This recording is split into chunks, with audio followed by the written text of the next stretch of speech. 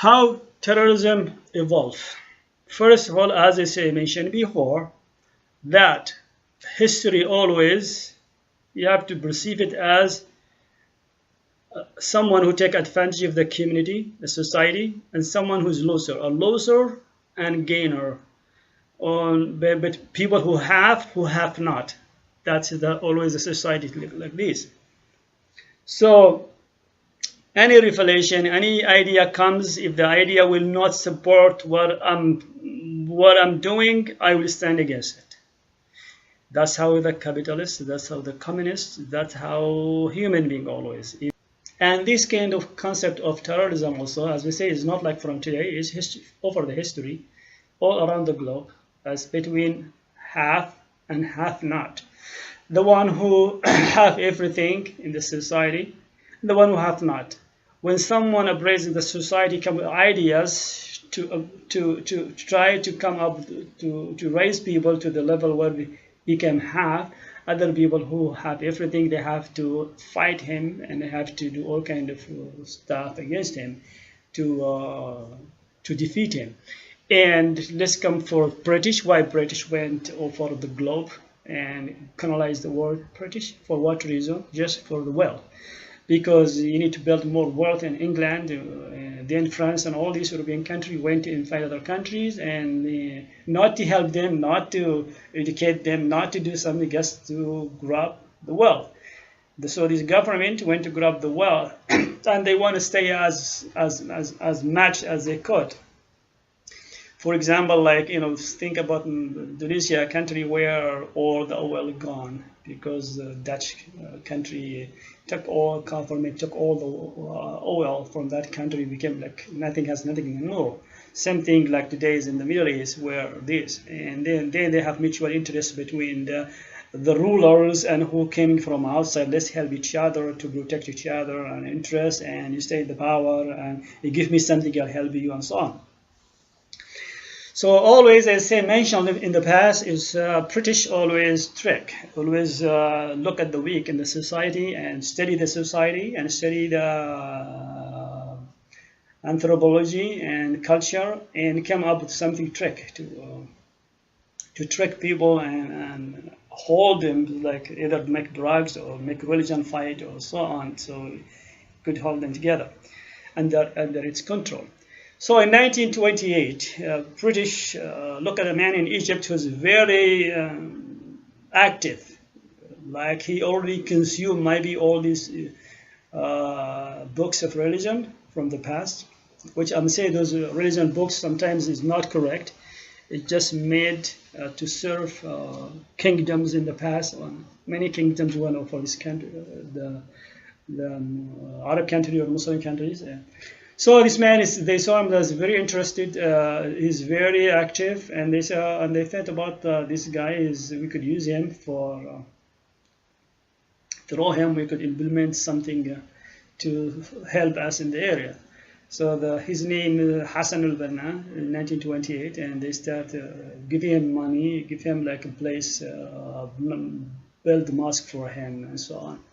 So with the country now uprising is British at that time, people don't like that British took over the lands. So British couldn't often control them by using Masonic, because Masonism need to be elite people in the society to join that club, and the people they are uneducated, illiteracy, only they could whatever only religion could contain them under British control. So they push toward religion or create Muslim Brotherhood is the cell where from these seeds all you see today terrorism globally.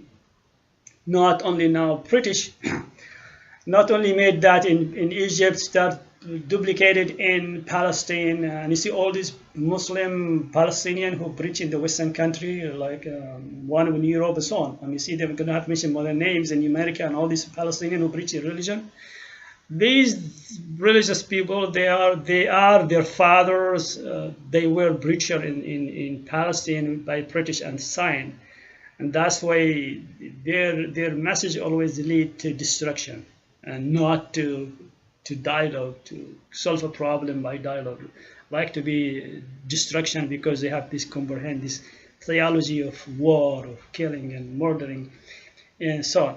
So after we went to, say, Syria, and duplicate this in Palestine, Syria, in Iran, regardless of the Iran is Shia, but British look at it, okay, it doesn't matter.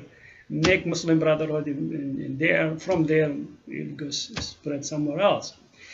And this, what happened in that time, because these countries, they start kind of open their mind toward, they want freedom. They want a freedom to free their land. They want to get their own resource. And British pushing in this theology, pushing a lot of money in the Muslim Brotherhood. And the religion is the easy way to manipulate people to fight against the other who fighting British, so on. And they call them those. They start creating concept. These people who's against Muslim Brotherhood, they are against Islam. Now you have Ikhwan Muslimin who's with the West, with the British, and now you have people who is against them. Now, if you are against them, you consider you are against Islam. No longer you are against them as ideology, but you are against Islam. So not only that, Saudi Arabia being created by British, as Israel created by British, and that led for harmony work to work together. Saudi Arabia to work with Israel, to work with Muslim Brotherhood as a team to distract these people living in that area. I mean, cause destruction for them, using the religion as a tool to manipulate these people. So Saudi Arabia created by British, and first time British given to Saudi Arabia, when create the King of Saudi, pay 5,000, I think, pound just to create school for him, to teach them, to let some specific youth to study this, whatever they are teaching them. They call them like invader, to invade other country, to breach, to spread your religion. So the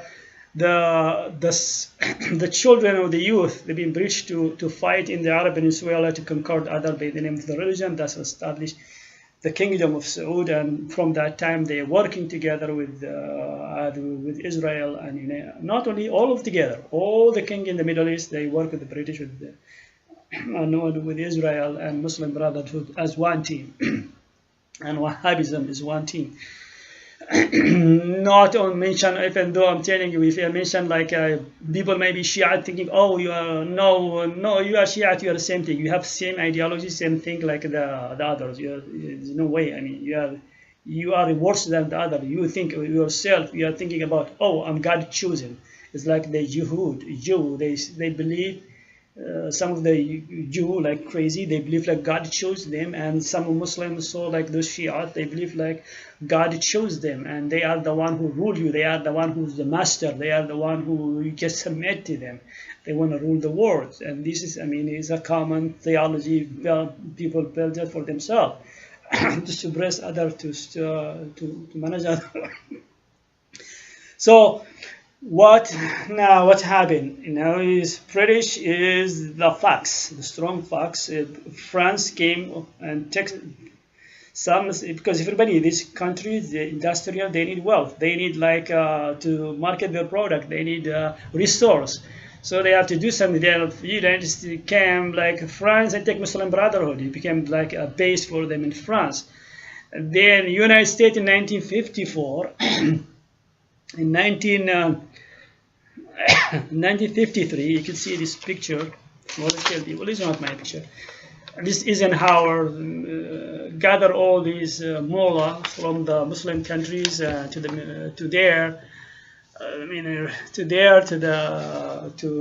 of all they gather them to New Jersey, and then they're screening them. At least they want to get, if they got something from this sheikh, to go there, make school, and then they start making branch of Muslim Brotherhood, and then will be like from school to school and so on, produce this kind of, as I said, because all these countries like United States, see the oil there in the Middle East, and British there, say why can't I go do the same and take all these Muslim Brotherhood and use them and against my enemy, like especially the Soviet Union and all these new countries who willing to go toward the east to adopt socialist or communist or be nationalist. So the tool is Muslim Brotherhood. That's why the Muslim Brotherhood. That's what you see today from that times in the Middle East. This huge network in the United States. Where is Morsi, the president of Egypt, who like became in the power by Muslim Brotherhood, by all this corruption, all this?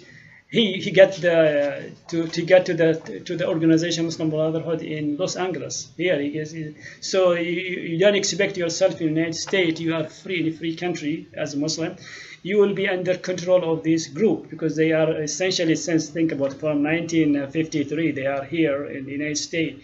They are building base, strong base here. They're using the religion, the opening mosque, and they manipulate people. And same concept, same theology, and at the same time get money from corporation by applying charities. So I found like we have 28 charity they are making in the United States. And this charity apply for companies, any companies, generous company in the United States, and they give you money, and you have this huge network of capitalist group. They call it Muslim Brotherhood, and then they start making it globally in every Muslim country. That's why you be so today, like say in Africa, all African countries they have sale of the terrorism. All Asian countries they have the sales of terrorism. All these groups. Basically, they are united here, working in the United States, in Europe, and so on. So the problem is not problem of Islam, a problem with the United States. The problem with the United States, it's I'm not, regardless of they say, they support all this network. They allow for this network to explode.